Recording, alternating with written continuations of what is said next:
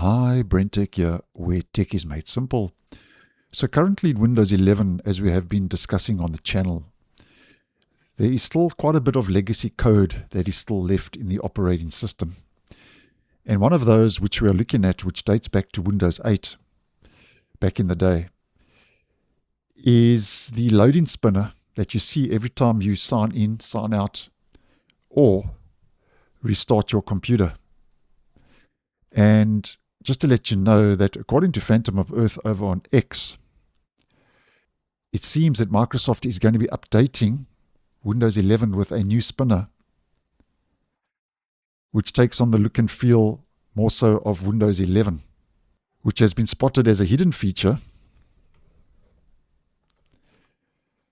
in the latest Windows 11 preview build from the dev channel, which rolled out late last week, with Phantom of Earth saying build 26,300.8289 finally replaces the spinning dots on the login screen and the shutdown, restart screens and so on, with the newer spinning animation seen on the boot screen, which I do think, if you are taking note of UI aspects of Windows 11, is a move in the right direction. Now, with all that said and done, obviously it goes without saying that I think Microsoft has got bigger problems to worry about than an updated spinner and spinning wheel.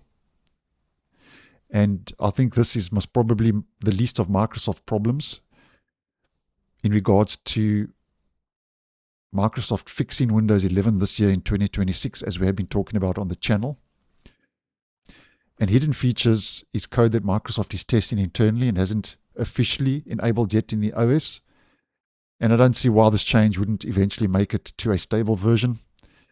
Microsoft has been trying to make the user interface more consistent across the board in Windows 11, as we have been talking about. But nonetheless, just putting it out there if you would be interested. So thanks for watching, and I'll see you in the next one.